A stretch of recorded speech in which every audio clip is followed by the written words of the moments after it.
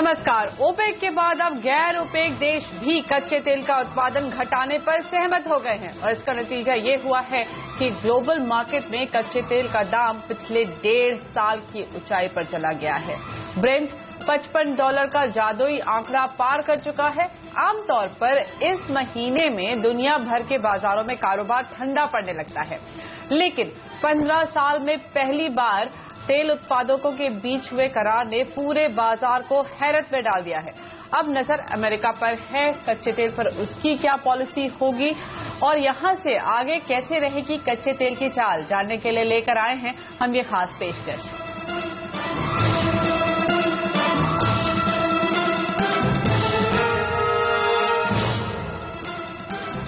नमस्कार, मैं हूं मुग्धा मिश्रा और हमारे साथ जुड़ चुके हैं निर्मल बंग कमोडिटीज के research head Kunal Shah, SMC Comtrade के रिसर्च हेड रवि सिंह और कमोडिटी गुरु जी चंद्रशेखर। आप सबका बहुत बहुत स्वागत है। चंद्रशेखर जी, सबसे पहले आपसे बातचीत। इस पूरे करार के बाद अगले साल से ग्लोबल सप्लाई में करीब 2%, 1.8% की कमी आएगी। क्या रीबैलेंसिंग के लिए इतना पर्याप्त होने वाला है? हाँ, रीबैलेंसिंग के लिए तो एक काफ़ी है, मगर इसके पहले और भी एक या दो जो पॉइंट है उसके बारे में हमें ध्यान देना पड़ेगा। एक है जो ओपेक और नॉन ओपेक देशों का जो समझौता है, वो तो खुश है इस समझौता के वजह से, मगर उनसे ज़्यादा खुश है एक बड़ा खिलाड़ी जो समझौता का बाहर है, और वो है अमेरिका। अमेरिका काफ़ी खुश है इस समझौता के वजह से और भाव बढ़ रहा है, क्योंकि अमेरिका का उत्पादन, शेल ऑयल का उत्पादन पिछले 3-4 महीने में काफ़ी बढ़ चुका है और उनका इन्वेंट्री सबसे उच्चतम लेवल में है। तो ये जो भाव बढ़ने का पूरा लाभ और फायदा अमेरिका को मिलेगा और अमेरिका का डॉलर भी काफ़ी मजबूत है, तो इसके वजह से उनका एक्सपोर्ट में ज़रा सा कॉम्पिटिटिव एज कम हो जाता है। तो ये भाव बढ़ने का जो अच्छा एक वजह उनको मिल गया है। अमेरिका अपना शेल ऑयल का एक्सपोर्ट पूरा मैक्सिमाइज करने को कोशिश करेगा। तो मगर ये भी हमें देखना चाहिए, पिछले 15 साल में हमने कई बार ऐसा समझौता को देखा है और कहीं जो समझौता करने वाले देश को डिक्लेयर करना पड़ता है कि उनका हर महीना इतना उत्पादन है, मगर कई लोग छुप के ज़्यादा उत्पादन कर रहे थे और अभी भी करने का संभावना है। This is called target busting. वो टारगेट से ज़्यादा ही उत्पादन करके मार्केट में सप्लाई करते थे, मगर एक डिक्लेरेशन जो देना है वो देते थे कि हमने टारगेट तक ही हमारा उत्पादन है। तो ये सब देखते हुए आगे जाकर के क्या होगा वो उसके बारे में मेरा कोई खास अनुमान अभी लगाना उचित नहीं है, मगर हम पिछला एक्सपीरियंस को हम देखेंगे तो ये जो समझौता है ज़्यादा टिकने लायक नहीं दिख रहा है मुझे आज का माहौल में। यानी कि आपको लगता है ये जो समझौता हुआ है ये भी आगे नहीं टिकेगा। लेकिन इसके साथ साथ ये भी समझें कि ये जो 120% की रैली हम देख चुके हैं लोअर लेवल से, अगर हम देखें अगर इस पूरे साल में, तो क्या यहां से आगे इतनी तेजी की उम्मीद करना बेमानी होगा? हाँ, मैं ये भी बताना चाहता हूं, जब फरवरी या मार्च महीने में जब भाव $30 से भी कम हो चुके थे, तभी मैं आपका चैनल में बताया था कि लास्ट क्वार्टर ऑफ 2016 में मार्केट रीबैलेंसिंग होके $40-45 तक पहुंच जाएगा और अब ये जो समझौता की वजह से $50 से ऊपर चला गया है। मैं समझता हूं अगला टारगेट होगा $60, $60 अ बैरल, और समझो $60 अ बैरल को पार नहीं कर सका मार्केट, तो मैं समझता हूं एक बड़ा टूट आ सकता है। Market will have a very strong correction. $60 को क्रॉस नहीं किया इस रैली में तो market can come back to below $50। ऐसा एक बड़ा खतरा मैं देख रहा हूं। ओके। रवि, आपके लिए सवाल यह है कि ब्रेंट के लिए $55 हम काफी अहम मानते आए हैं, तो अब वो क्रॉस हो चुका है।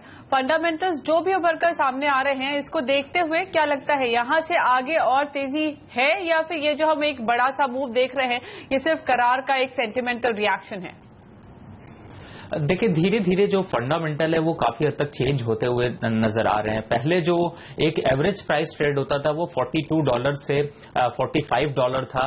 अब एवरेज रेंज अगर आप देखें तो $45 से $50 हुआ। फिर अब रेंज जो है जैसा आप देख रहे हैं उसको देखते हुए तो लगता है कि अब बहुत जल्द $58 का यहाँ पर एक टारगेट मेट होता हुआ नजर आएगा। दूसरी तरफ एक जो सबसे बड़ा फैक्टर है, मैं समझता हूं कि जो ओपेक कंट्रीज प्रोडक्शन कट कर रहे हैं, देखिए जब डू और डाई वाली सिचुएशन हो जाती है तो हर कंट्री को अपना एक डिसीजन लेना पड़ता है और सब यही एक ऐसी चीज है जो कि मुझे लगता है कि सारी कंट्रीज को एक कर रही है। यहां पर ओपेक कंट्रीज में अगर आप देखें तो पूरी डिपेंडेंसी कच्चे तेल की प्राइजेस पे है। उनका बजट से लेकर के उनके खाने पीने का सब चीज कच्चे तेल पर डिपेंडेंट है। तो मैं समझ रहा हूं कि अब सिचुएशन जो है वो थोड़ी चेंज होती हुई नजर आएगी। डाउन साइड के लिए करेक्शन देख पाना थोड़ा मुश्किल होगा। अप साइड का टारगेट देखें तो बिल्कुल है कि $58 से $60 और लोअर रेंज जो है वो $50 या फिर $48 के बीच में आपको देखने को मिलेगा। अब भारतीय बाजारों की अगर आप बात करें तो मुझे लग रहा है कि अगर आप देखें तो 2013 में जो जुलाई के मंथ में $100 का ट्रेड होता था, लेकिन रुपए की वजह से उस टाइम पे सबसे ज्यादा क्रूड ऑयल का प्राइस इंडिया में अब था जो कि 7,743 रुपए का बैरल का होता था। तो अब मुझे लग रहा है कि इतना बड़ा रैली तो नहीं देखने को मिलेगा, लेकिन रुपए का जो फैक्टर है उसको देखते हुए बहुत जल्द आपको 4,000 तक के लेवल लॉन्ग टर्म पे देखने को मिल सकते हैं। अगर थोड़ा सा छोटा पीरियड लेते हैं तो मुझे लगता है कि 3,800 तक के रेट आपको इंडियन मार्केट यानी भारतीय बाजारों में आपको जल्द देखने को मिल सकते हैं। लेकिन रवि, ओपेक और रूस के बाद अमेरिका तीसरा सबसे बड़ा क्रूड का उत्पादक है और अगर आप देखें उनके लिए शेल ऑयल पॉजिटिव हो जाता है। Break even point generally most of the facilities के लिए $45 के आसपास का वो ब्रेक इवन पॉइंट है। तो उसकी गतिविधियों को नजरअंदाज नहीं किया जा सकता क्योंकि स्पेशली नया जो एडमिनिस्ट्रेशन है वहां पर वो ज्यादा प्रोटेक्टिव है, वो ज्यादा कोशिश करेंगे कि यूएस का प्रोडक्शन ज्यादा हो। तो इन सबको ध्यान में रखकर अभी वहां पर करीब 90 लाख बैरल उत्पादन हो रहा है जो अगले साल शायद रूस के बराबर ही हो जाए। तो ऐसे में आपको लगता है वाकई ये जो रीबैलेंसिंग की एक प्रक्रिया ओपेक नॉन ओपेक ने शुरू की है वो होल्ड कर पाएगी या फिर वापस से हम एक ओवर सप्लाई जोन में होंगे नेक्स्ट ईयर? देखिए क्रूड ऑयल का जो ये प्राइस है या फिर अगर आप देखें तो ये एक तरीके से एक क्रूड ऑयल वॉर कह सकते हैं। देखिए जो ये स्टार्ट हुआ था 2012 में जब यूएस ने स्ट्रैटेजिक रिजर्व अपना ओपन किया था और उसका टेस्टिंग के लिए ओपन करने के बाद क्रूड ऑयल के प्राइसेस 13 के बाद से स्लिप डाउन होते होते $100 से $28 तक रह गए।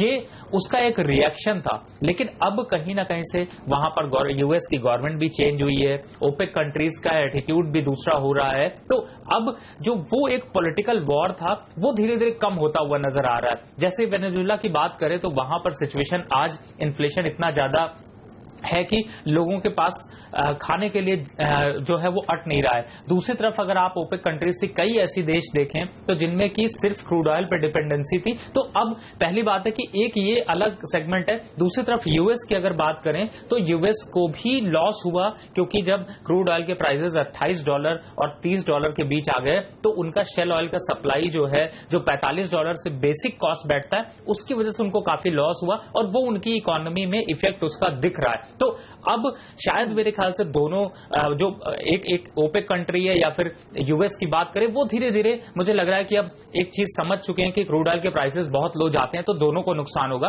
दूसरी तरफ रशिया की अगर आप बात करें तो रशिया का इन्फ्लेशन 4 साल के लो पे है जो कि 8% है। तो यहां पर रशिया भी अब इस चीज को लेकर के काफी पॉजिटिव है। तो मैं समझ रहा हूं कि आगे आने वाले टाइम पे एक डिसीजन जो है वो एक पॉजिटिव होता हुआ नजर आएगा। तो आपको लगता है जितने भी प्लेयर्स इन्वॉल्व हैं सबके लिए थोड़े हायर प्राइसेस ज्यादा बेनिफिशियल हैं? लेकिन कुणाल आप भी यहाँ पे कुछ कहना चाह रहे थे, आपसे एक सवाल और भी है। बेनिफिशियल सारे पार्टिसिपेंट्स के लिए है हायर प्राइसेस, बट सबको इसका फायदा भी उठाना है तो सप्लाई सबको बढ़ानी है। तो ऐसे में क्या लगता है ये वापस शायद थोड़ा हायर बैंड मिले और वहीं पर टिका रहे कच्चा तेल, या लगता है थोड़ी तेजी और बाकी है अभी? See, the overall point here is that पिछले 2 सालों में oil and gas sector as a whole में से तकरीबन $450 बिलियन का आउटफ्लो हो चुका है. सो एनीवे सप्लाई ग्रोथ, नई सप्लाई आने की प्रोबेबिलिटी बहुत कम थी. As far as demand is concern, अगर आप 5 साल की एवरेज देखेंगे, every year there is a incremental demand growth of 1.25 million barrels. So जितना ओपेक प्रोडक्शन कट करने की बात कर रहा है, इतना तो हर साल डिमांड ग्रोथ है एवरेज, अगर लास्ट 5 साल का रिकॉर्ड देखेंगे तो. So now the equation is pretty clear. अगर सप्लाई ग्रोथ नहीं है और ऊपर से नई सप्लाई कट करने की बात कर रही है, then oil prices should definitely move up, और वही हो रहा है और होने वाला है. आने वाले दिनों में $60 for the Brent and $65 for the Brent and $60 for the WTI. ये बहुत ही कन्विंसिंगली लग रहा है. बट जो प्रॉब्लम होने वाला है वो है यूएस की साइड से. यूएस का ऑयल प्रोडक्शन 9.85 मिलियन बैरल से घट के 8.4 मिलियन बैरल हो चुका है. और जैसे जैसे ऑयल के प्राइसेस बढ़ेंगे, it is very easy for oil producers in US जो शेल ऑयल प्रोड्यूस करते हैं, उनके लिए ऑयल का प्रोडक्शन स्टार्ट करना बहुत इजी है. ये एक अनकन्वेंशनल ऑयल है. जो कन्वेंशनल ऑयल है उसमें प्रोडक्शन रीस्टार्ट करना बहुत डिफिकल्ट. जैसे ईरान को 6 महीने लग गए प्रोडक्शन स्टार्ट करने के लिए और बढ़ाने के लिए, but US producers can do it very fast. So जैसे जैसे ऑयल के प्राइसेस बढ़ेंगे, ऐसे ओपेक से नहीं बट यूएस से प्रोडक्शन बढ़ेगा धीरे धीरे, 8.4 से 8.6, 8.6 से 8.8. एंड इसकी वजह से ऑयल के प्राइसेस फिर से $75-$80, $90 ऐसे लेवल्स पे जाना डिफिकल्ट लग रहा है. So the realistic level as per me for the WTI is $60 and for the Brent is $65. Brent WTI से ज्यादा बढ़ेगा क्योंकि यूएस का प्रोडक्शन बढ़ने की प्रोबेबिलिटी बहुत ज्यादा है. सो अगर कोई तेजी करता है तो ब्रेंट ज्यादा बढ़ेगा. WTI will not move up as fastly as Brent does. But how do you read this agreement between OPEC and non-OPEC? क्या लगता है कि ये जिस तरह से अभी तक ऑयल की इकोनॉमी चलती आई है या ऑयल का मार्केट, ऑयल के प्रोड्यूसर्स काम करते आए हैं, वो तस्वीर बदल चुकी है? मुझे विदाउट प्रोडक्शन कट ऑयल $60 लग रहा था. So with production cut I have to definitely give at least $5 to $6 of another premium. So I see it is very bullish for oil market. अगर ये जो भी प्रोडक्शन कट प्रॉमिस किए गए हैं उसमें से 65% भी कंप्लाई होता है, तो I think WTI easily is going to be $60 and Brent will be $65. So for me it is very bullish. Without production cut it was $60 was my expectation, or with production cut it's definitely going to add fuel to the bullish trend. Right, हमारे सारे ही expert बने हुए हैं हमारे साथ. हम लेंगे यहाँ पर एक छोटा सा ब्रेक. तो कुणाल को लगता है कि $60 तक तो आराम से जा रहा है कच्चा तेल, लेकिन बाकी एक्सपर्ट्स क्या समझते हैं, क्या हो सकता है कच्चे तेल का नेक्स्ट लेवल, और साथ ही इसका घरेलू इकोनॉमी पर किस तरह का असर पड़ सकता है, सारा सब कुछ समझेंगे इस ब्रेक के बाद.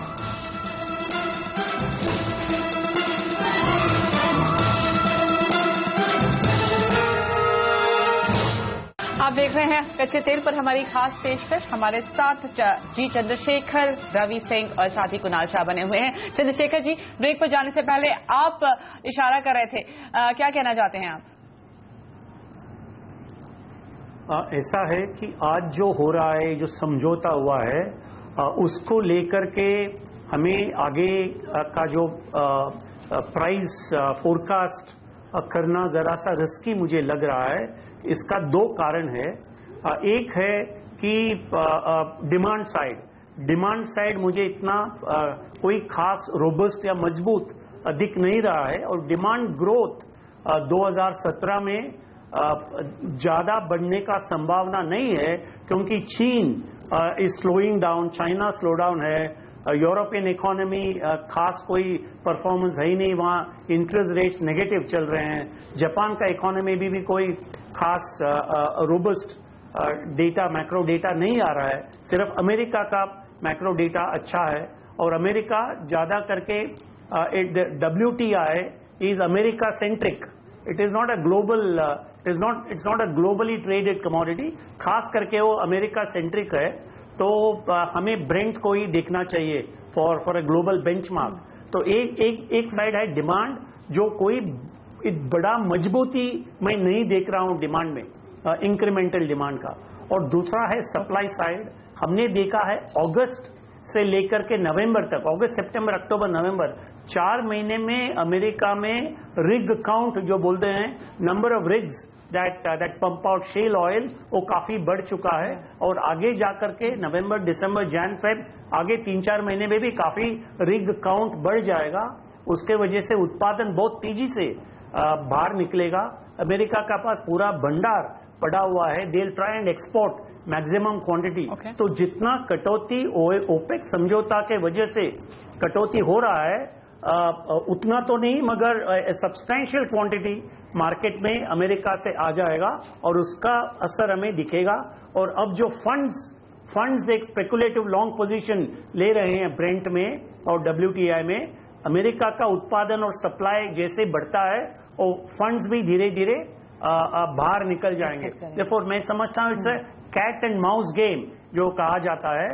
तो मैं आई वुड थिंक $60 तक ब्रेंट जाने का संभावना अब मैं देख रहा हूं, मगर $60 को डिसिसिवली नहीं तोड़ा तो I see a big correction to $50-55 levels.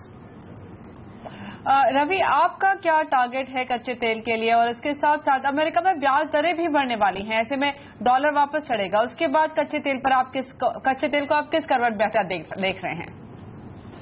देखिए, मैं थोड़ा सा पॉइंट ऐड करना चाहूंगा। मेरा एक तो पहली बात है कि जो डिमांड साइड की बात कर रहे हैं उस पे अगर आप देखें तो मैं थोड़ा सा डिसएग्री करता हूं, क्योंकि मैं ऐसा समझता हूं कि अगर आप जापान के अगर आप डेटा देखें, खासतौर से मैन्युफैक्चरिंग की तरफ अगर आप डेटा देखें, चाइना में जरूर स्लो डाउन हो रहा है, लेकिन अगर आप अदर कंट्रीज से देखें तो वहां से काफी अच्छी डिमांड देखने को मिल रही। और क्रूड ऑयल एक ऐसा है कि जिसको कि आप कम कर सकते हैं, लेकिन एक लिमिट तक कम कर सकते हैं। डिमांड आपकी पूरी तरह से कभी भी आपकी जीरो नहीं हो सकती। दूसरी तरफ है यूएस का, जिस तरीके से रिग काउंट की बात करें तो अगर आप देखें तो लास्ट 3 महीने की बात अगर कर रहे हैं तो जरूर है कि रिग काउंट लो पर थे, लेकिन बॉटम आउट, रिग काउंट में भी बॉटम आउट देखने को मिल रहा है, वहां से भी अब रिग काउंट का इंक्रीमेंट देखने को मिल रहा है, तो वो भी एक सपोर्टिव है। दूसरी तरफ WTI क्रूड, इसीलिए मैं बोल रहा हूं कि जो रेंज है वो, अगर आप WTI क्रूड को देखते हैं तो मैं समझता हूं $48 से $56 के बीच में WTI,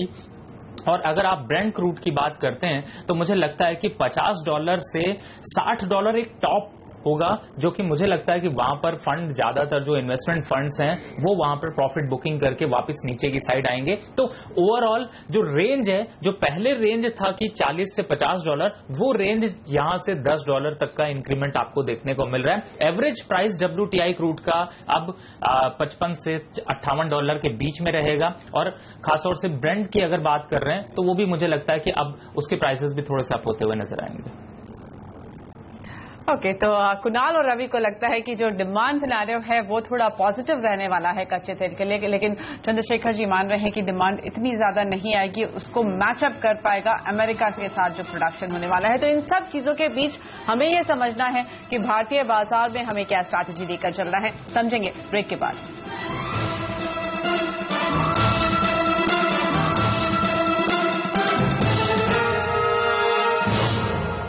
कच्चे तेल पर इस खास पेशकश में एक बार फिर से आपका स्वागत है। हमारे साथ हमारे एक्सपर्ट जुड़े हुए हैं। कुणाल, आज शाम को मार्केट खुलने वाला है, तब तक MCX पर आप क्या लेवल देख रहे हैं? I think oil will open up almost by 100 to 140 rupees up minimum. Till then, अगर इंटरनेशनल मार्केट में कोई मेजर फ्लक्चुएशन होता है तब मालूम नहीं, but overall it will open up by at least 4 to 5%. और आगे जाके मुझे लगता है ये trend, I think it will continue, the momentum will continue. I think $58, $59 short term में आपको देखने मिल सकता है। रवि, अगर गैप अप ओपनिंग होती है तो किसी ट्रेडर को आज कच्चे तेल में क्या स्ट्रैटेजी बनानी चाहिए? देखिए, आज अगर गैप अप ओपनिंग होता है तो पहली बात है कि ओपन अगर 3500 और 3550 के रेंज में अगर ओपन हो जाता है, क्योंकि अब कल जो क्लोजिंग था वो 3475 का था, लेकिन 3550 यानी 3550 का अगर लेवल क्लोज करता है और ओपनिंग के टाइम पे होता है तो एक बार बाय किया जा सकता है। मुझे लगता है कि लोअर साइड के क्लोजिंग का स्टॉप लॉस लेते हुए एक बार 3650 तक के रेट देखने को मिल सकता है। ओके, चंद्रशेखर जी, आपसे एक थोड़ा मैक्रो सवाल मैं लेना चाहती हूँ। नोट बैन के बाद इन्फ्लेशन के फ्रंट पर थोड़ी राहत जरूर मिली थी, लेकिन इस बीच अगर कच्चे तेल में अच्छी बढ़त आई तो इकोनॉमी पर, इन्फ्लेशन पर आप क्या असर देख रहे हैं? बिल्कुल एक बड़ा असर मैं देख रहा हूँ। यही कहने वाला था मैं। एक तरफ विश्व बाजार में कच्चे तेल का भाव बढ़ रहा है दूसरी ओर हमारा करेंसी रुपया कमजोर होते जा रहा है, तो इसे कहते हैं डबल वैमी। तो हमारा इकोनॉमी के लिए डबल वैमी है। और जरूर मैं समझता हूं आगे जाकर के हमारा सरकार का जो इन्फ्लेशन टारगेटिंग का पॉलिसी है, रिजर्व बैंक का भी इन्फ्लेशन टारगेटिंग का पॉलिसी है, इन्फ्लेशन बढ़ने का खतरा अब बढ़ गया है।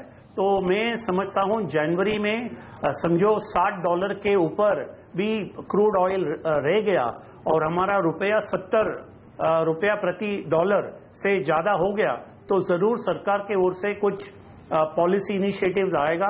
शायद टैक्सेस एंड ड्यूटीज को सरकार घटा सकता है on crude oil and therefore उसका भी असर हमें देखने को मिलेगा भाव पे। एंड देयरफॉर कोई आज का जो सिचुएशन है, ऐसा नहीं कि this is going to continue forever. We need to keep reviewing the situation from time to time. सरकार की ओर से मैं जरूर एक इंटरवेंशन देख रहा हूं जनवरी महीने में, इफ द सिचुएशन कंटिन्यूज। हाँ जी, राइट। तो इन्फ्लेशन अब एक बड़ा कंसर्न बन सकता है, क्योंकि जहां कच्चा तेल बढ़ रहा है, दिक्कत बड़ी ये भी है कि रुपया कमजोर हुआ है, जिसकी वजह से जो टोटल इम्पैक्ट है वो काफी ज्यादा होगा और उसकी वजह से इन्फ्लेशन को चेक में रखना काफी जरूरी होगा। और शायद अब आरबीआई का वो कदम जब उन्होंने इंटरेस्ट रेट नहीं बढ़ाए ज्यादा लॉजिकल दिखता है। लेकिन इसी के साथ कच्चे तेल में बढ़त आनी जरूर एक लाजमी है, इस वक्त ये समझ में आ रहा है। लेकिन $60 के ऊपर जाता है कि नहीं, ये वक्त बताएगा, क्योंकि शायद अब तक अमेरिका पूरी जोर से वापस बाजार में आ चुका होगा। कुणाल, रवि और चंद्रशेखर जी, आप तीनों का बहुत बहुत शुक्रिया इस खास पेशकश में। इतना ही, हमें दीजिए यही इजाजत और आप देखते रहिए CNBC आवाज। नमस्कार।